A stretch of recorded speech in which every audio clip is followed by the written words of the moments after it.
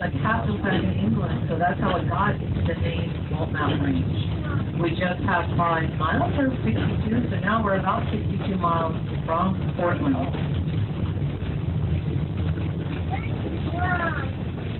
This time of year is kind of nice because all the leaves are gone from the trees, so you do get to see a little bit more into the wooded area.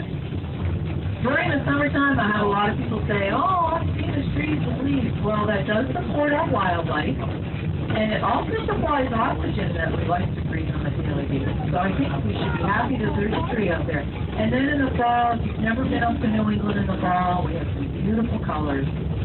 So each season has its beauty to it. And you really want to look out because, again, I saw a fox for the first time. I have lived in this area for close to 30 years, and I'm only 31. Not really. No, I'm 39 and older. And that's the first time I've seen a fox, so that's kind of cool. But from the train and my travels over the years of working here, I have personally seen moose, deer, black bear, they're sleeping now, turtles, all kinds of water life. So you just need to keep your eyes open. And actually, from time to time, my customers will say, oh, look, I see a deer out in the field. So you really want to, that's why I say don't go off, but you're kind of interested.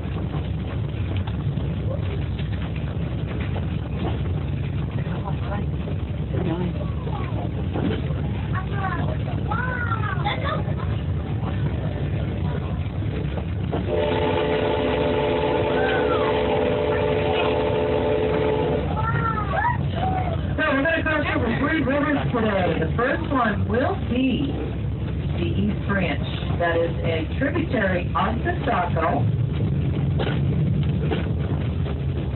East Branch is just over 13 miles long, and it rises near the northern boundary of Jackson, New Hampshire, in an area just south of Wild River, east of Black Mountain, and southwest of Bad-Base Mountain. The next river we'll cross over will be the Elk River and the Saco River after that. Now the Saco, you've probably heard before if you've been to the valley, that is the main river in the Mount Washington Valley. It starts up at Crawford Notch, right across from the depot. Goes approximately 134 miles through New Hampshire, into Maine, and eventually into the Atlantic Ocean.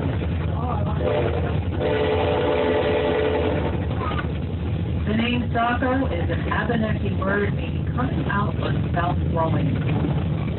It supports our wildlife as well as entertainment in the summertime. You'll see a lot of people tubing, canoeing, swimming, fishing, kayaking, or just sticking their feet in to cool off on a hot summer day. So remember the first one, just past milestone 63, which we're coming up to. We're going to cross another road, and then we're going to cross to the East Branch. And it's a free view from both sides. There's some people across country skiing. I'm really glad we got some snow because last year we didn't have very good conditions for cross-country skiing. We didn't have a lot of ground cover. So, Mother Nature's cooperating this year. Any skiers in the Gertrude car? And how are the conditions? Are they good? Well, most of the mountains make snow now, so it's walking there. And it's always nice to have that natural snow to come in.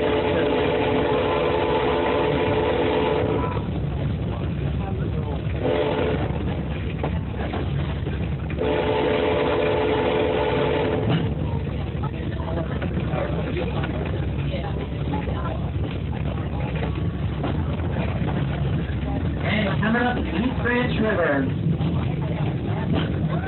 Right across the river is Dutch Bridge. And that's a pretty view. I never tire of looking at that. It's a nice picture.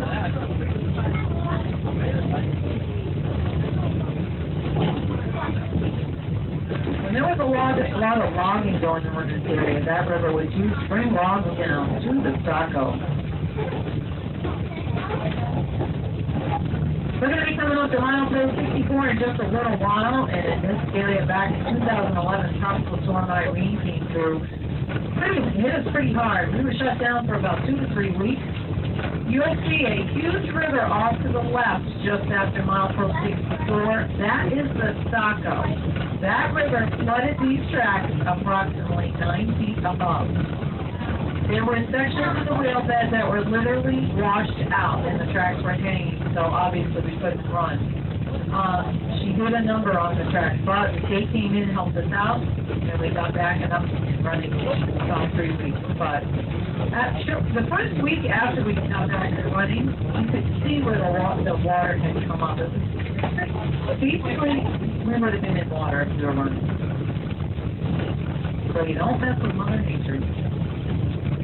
So again, that river you'll see off to the left will be the Saco. We'll see that. We'll cross over it again. We're going to see it off to the right before we get to Bartlett a couple times. And off to the right of the Saco, on the right side of the train, believe it or not, there are some beaver ponds that are frozen over. And where this huge split rock is, this boulder, that's where I've seen a black bear and a deer and a lot of ducks.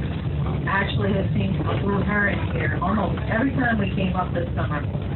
But the deer is right, and I can see some tracks, so I'm thinking the deer has been coming down. And that tree that's laying down, that was due to a beaver after all. This is the Saco River, off to the left. It is the main river, so most of the smaller rivers and streams feed into the Saco.